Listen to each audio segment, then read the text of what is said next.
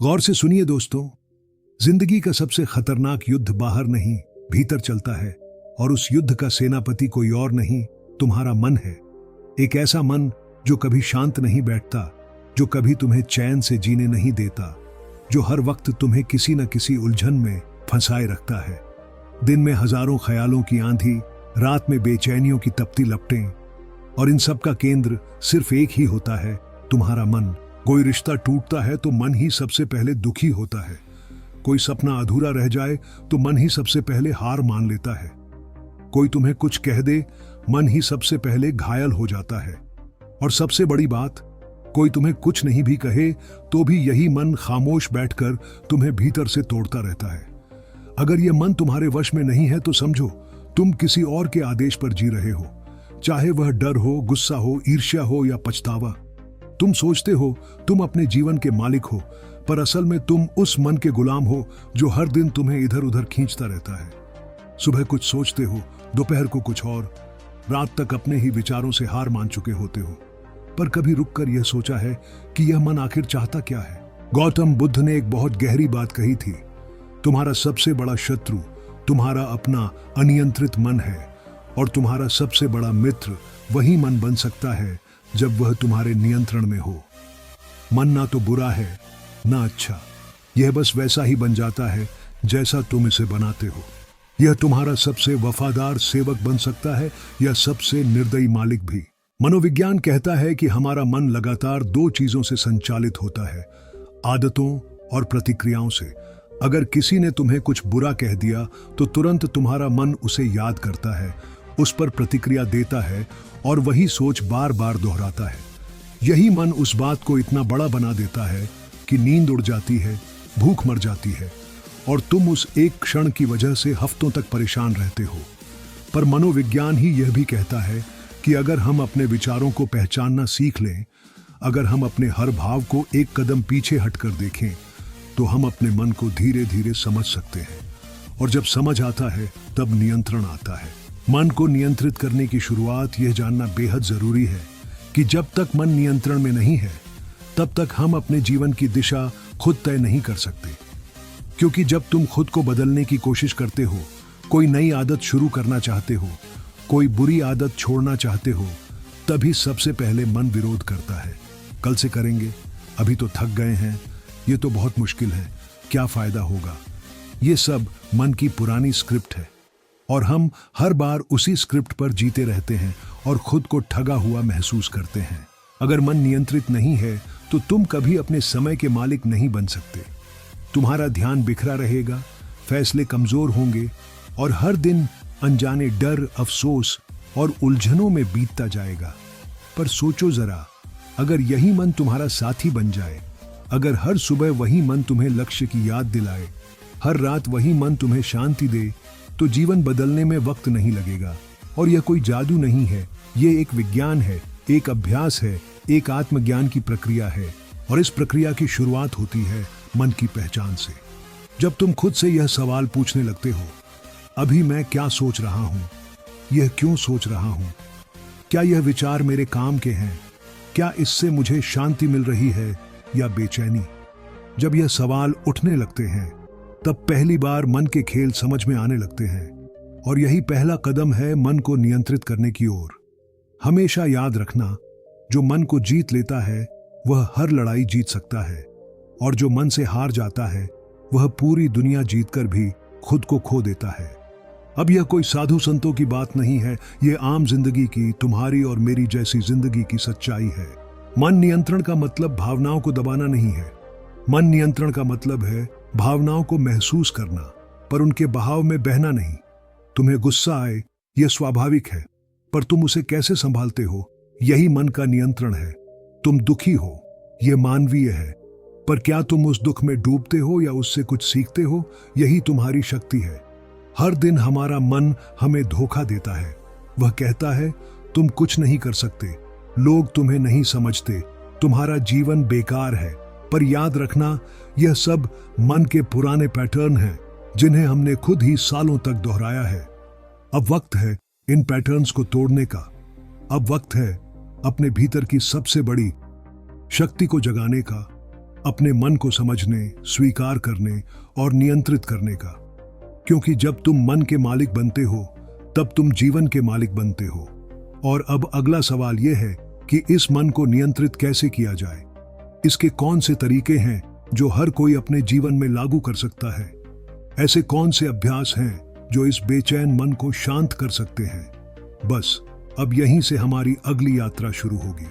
मन और मस्तिष्क का भेद, जरूरत से ज्यादा सोच लेना, छोटी बातों को दिल पर ले लेना, हर समय मन का अस्थिर रहना, यह सब आज की दुनिया की सबसे बड़ी बीमारियां बन चुकी हैं। और इनका इलाज कहीं बाहर नहीं, हमारे अंदर ही है, हमारे अपने मन में। एक बच्चा जब छोटा होता है तब वह बाहर की दुनिया को नहीं, अपने मन की दुनिया को ही सबसे पहले पहचानता है। वह हर चीज को महसूस करता है, हर प्रतिक्रिया को भीतर तक जीता है। लेकिन जैसे जैसे वह बड़ा होता है, दुनिया उसे सिखा देती है कि बाहर क्या अच्छा है, क्या बुरा है। पर कोई उसे यह नहीं सिखाता कि भीतर क्या चल रहा है और उस भीतर को कैसे संभालना है। वही भीतर का हिस्सा, वही मन उसकी सबसे बड़ी चुनौती बन जाता है। मन एक ऐसी शक्ति जो दिखती नहीं पर पूरी जिंदगी को नचाती है। मन एक ऐसा साथी जो हर वक्त हमारे साथ है, पर कई बार ऐसा लगता है जैसे वह खुद हमारा दुश्मन बन बैठा हो। हम खाने के बीच भी सोच रहे होते हैं, सोते वक्त भी सोच रहे होते हैं और सोचते सोचते इतना थक जाते हैं कि खुद से ही दूर हो जाते हैं। और यह सब कुछ बिना किसी बाहरी कारण के सिर्फ हमारे अनियंत्रित मन की वजह से होता है।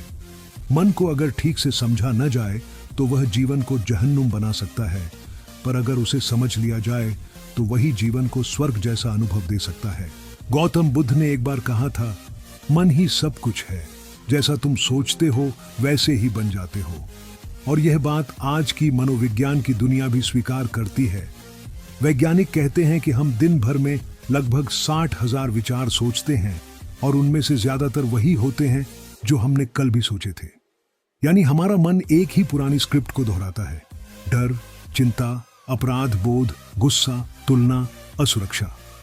अब सोचो, जब तुम्हारा मन हर दिन वही पुराने डर, वही चिंताएं दोहराता रहेगा तो नया क्या बनेगा। मन की यही जाल सबसे खतरनाक है। कई लोग बाहर से बहुत सफल दिखते हैं, अच्छा करियर, पैसा, रिश्ते, पर भीतर से टूटे हुए होते हैं, क्योंकि उनका मन हर वक्त उन्हें अतीत की गलियों में घसीटता है या भविष्य की अनिश्चितता में डुबोता है। उन्हें न आज का सुकून मिलता है, न कल की तैयारी करने की शक्ति। इस मन के कारण ही एक साधारण गलती पहाड़ बन जाती है। किसी ने एक ताना मारा और वह मन में चुभ गया। दिन बीता, साल बीत गया, पर वह बात अभी भीतर चल रही है। कभी कभी मन इतनी गहराई में उतर जाता है कि इंसान को लगता है, मैं कुछ नहीं कर सकता, मेरे साथ ही क्यों होता है, मैं ठीक नहीं हूं। यह सब सिर्फ इसीलिए होता है क्योंकि हमने कभी यह नहीं सीखा कि मन को चलाना कैसे है।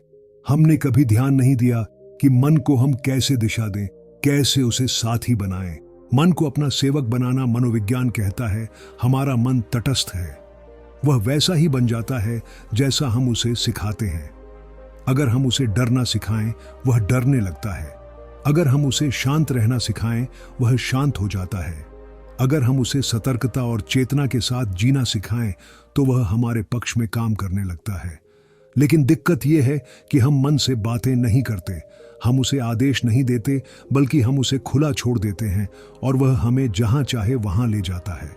इसका नतीजा यह होता है कि हमारी जिंदगी एक ऐसे ड्राइवर के हवाले हो जाती है जो नशे में है, जो कभी भी किसी भी दीवार से टकरा सकता है। और जब टकराता है तो हम कहते हैं, नसीब खराब था, दुनिया बुरी है, मेरे साथ ही ऐसा क्यों हुआ। सच्चाई यह है कि जब मन नियंत्रण में नहीं होता तब हम हर चीज को गलत देखना शुरू कर देते हैं। हम अपनों की अच्छाइयों को नजरअंदाज कर देते हैं, हर बात में शक ढूंढते हैं, हर निर्णय में डरते हैं और हर खुशी को महसूस करने से पहले सोचने लगते हैं, क्या यह ज्यादा देर टिकेगी।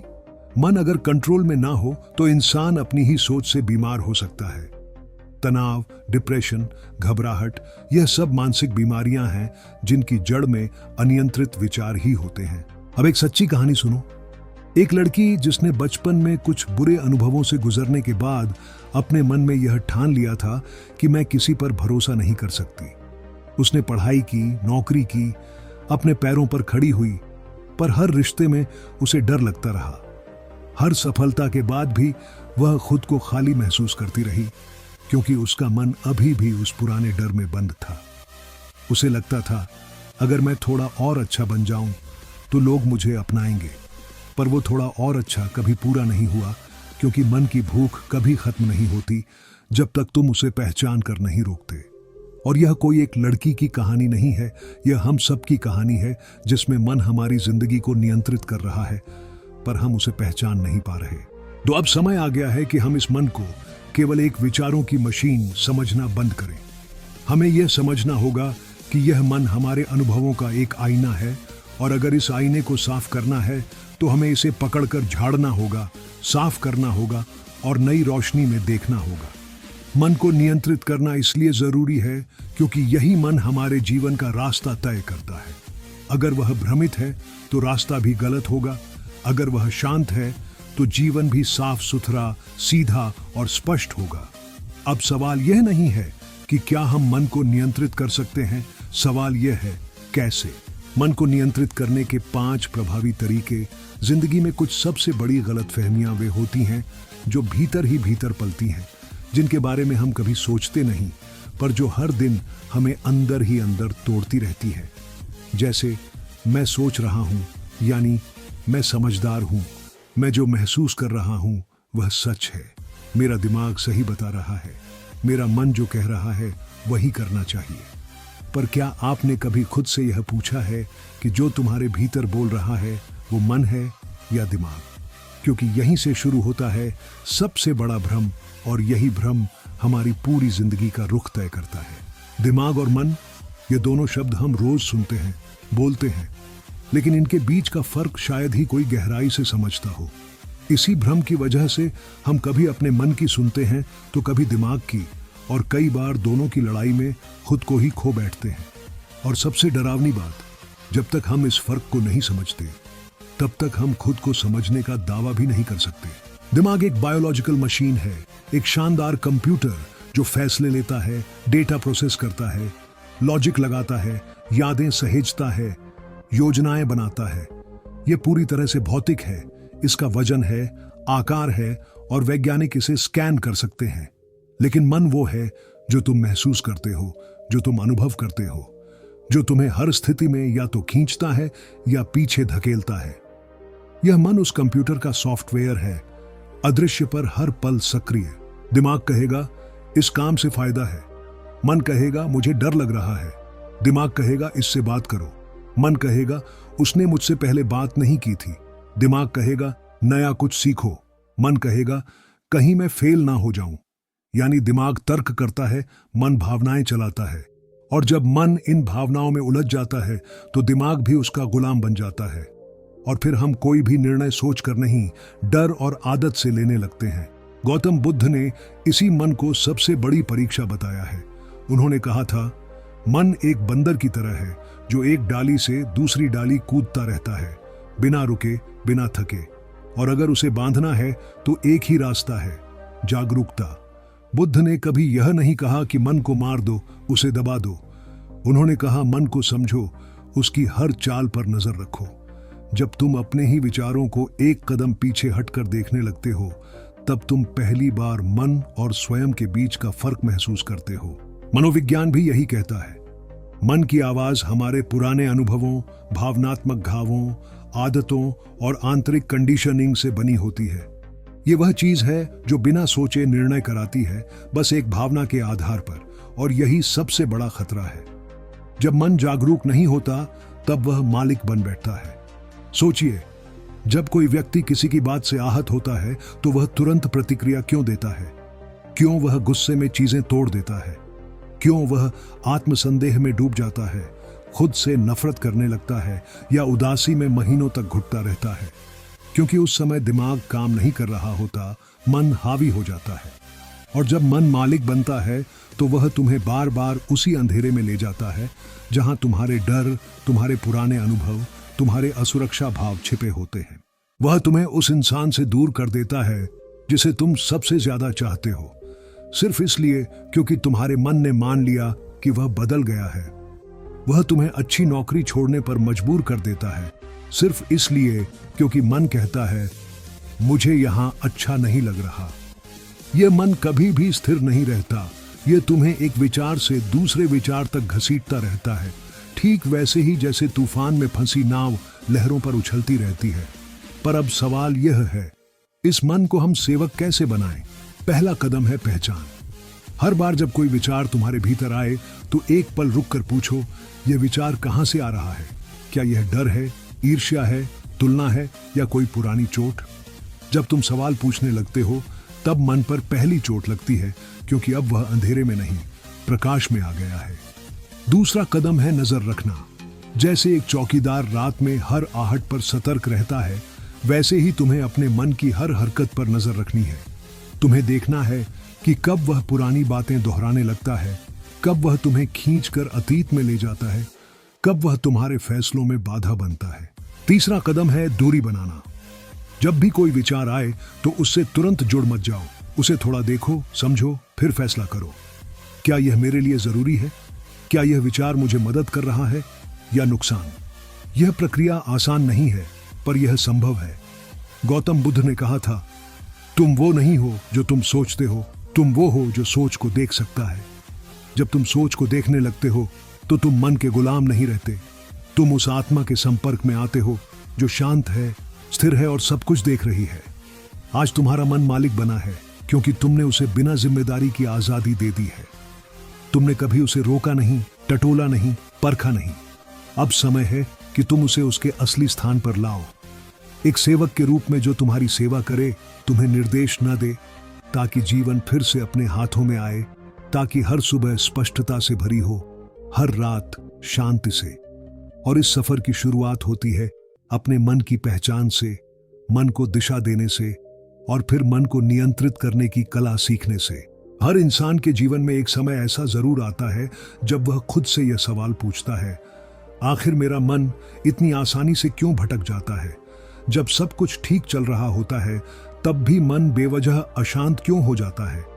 जब हमें आगे बढ़ना चाहिए तब यही मन डर और संदेह के बहानों में हमें रोकने लगता है।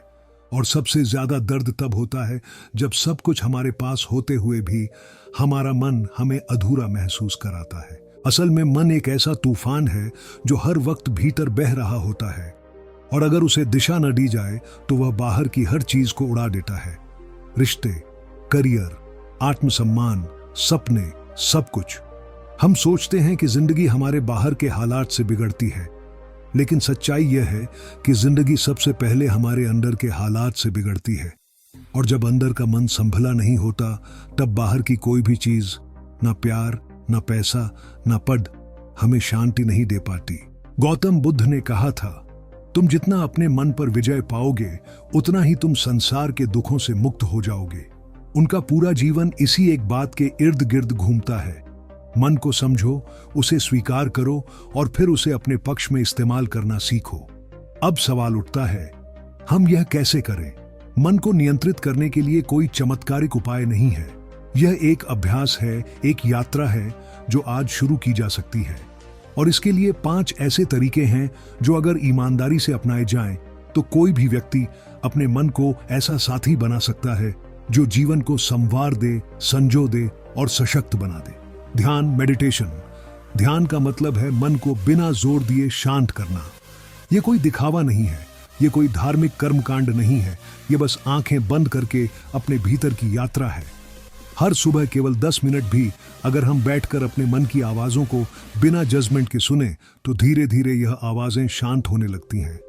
मन एक बच्चा है, अगर उसे ध्यान मिले तो वह शांत हो जाता है।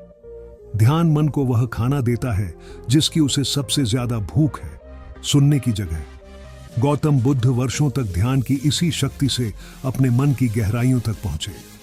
आज आधुनिक मनोविज्ञान भी माइंडफुलनेस मेडिटेशन को एंग्जायटी, डिप्रेशन और इमोशनल स्टेबिलिटी का इलाज मान चुका है। अपनी सोच को लिखना, जर्नलिंग। जब हम विचारों को सिर में घूमने देते हैं तब वह और उलझते हैं, पर जब हम उन्हें कागज पर उतारते हैं तो हमें पता चलता है कि कौन से विचार सच्चे हैं, कौन से सिर्फ डर हैं।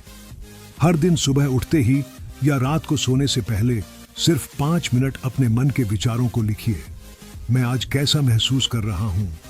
किस बात ने मुझे सबसे ज्यादा परेशान किया? इन सवालों के जवाब लिखना शुरू करिए। आपका मन खुद ब खुद हल्का और साफ होने लगेगा। मनोविज्ञान इसे कॉग्निटिव अनलोडिंग कहता है, एक मानसिक सफाई प्रक्रिया। 3. सांस पर ध्यान देना। आप जब बहुत परेशान होते हैं तो आपकी सांस तेज हो जाती है। जब आप शांत होते हैं तो मन अपने आप काबू में आने लगता है। रोज दिन में 2-3 बार सिर्फ 1 मिनट के लिए अपनी सांसों पर ध्यान केंद्रित कीजिए। गिनती कीजिए, 1, 2, 3, सांस अंदर, धीरे धीरे सांस बाहर छोड़िए। यह एक सरल तकनीक है जो किसी भी परिस्थिति में आपको केंद्र में वापस ला सकती है। 4. सोच और भावनाओं के बीच अंतर समझना। हम अक्सर सोचते हैं कि जो हम महसूस कर रहे हैं वह सच्चाई है, पर हर भावना एक स्थायी सच नहीं होती। वह सिर्फ एक गुजरती हुई प्रतिक्रिया होती है। जब कोई आपको नजरअंदाज करता है तो आपका मन तुरंत कहता है, वह मुझे पसंद नहीं करता। पर असल में हो सकता है वह इंसान खुद किसी उलझन में हो।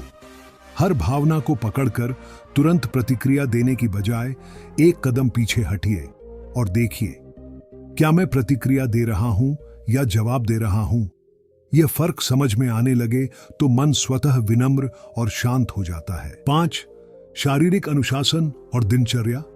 मन को नियंत्रण में लाना सिर्फ मानसिक अभ्यास नहीं है, यह आपके शरीर और जीवन शैली से भी जुड़ा होता है। यदि आपकी नींद पूरी नहीं है, खाना समय पर नहीं खा रहे, शरीर निष्क्रिय है, तो मन में बेचैनी जरूर होगी। एक नियमित दिनचर्या, थोड़ी सी कसरत और संतुलित आहार, ये छोटी छोटी चीजें आपके मन को स्थिर रखने में बहुत बड़ी भूमिका निभाती हैं। मनोविज्ञान कहता है कि physical routine creates mental rhythm, यानी एक नियमित दिनचर्या से आपके भीतर स्थिरता आती है। इन 5 तरीकों को अगर आप अपने जीवन में जगह देना शुरू करें तो धीरे धीरे आपको महसूस होगा कि जो मन पहले हर पल भटकता था अब वह सुनने लगा है, जो पहले भागता था अब वह बैठने लगा है, जो पहले तुम्हें चलाता था अब वह तुम्हारा निर्देश मानता है। मन को नियंत्रित करना एक कला है जो अभ्यास से आती है, आत्मज्ञान से आती है, और जब यह कला सीख ली जाती है तो जीवन बदलना रुकता नहीं, रोज शुरू होता है।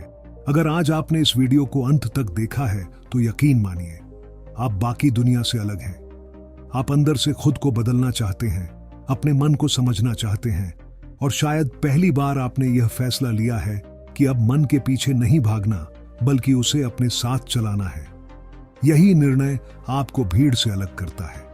लेकिन याद रखिए, यह रास्ता अकेले चलना मुश्किल हो सकता है।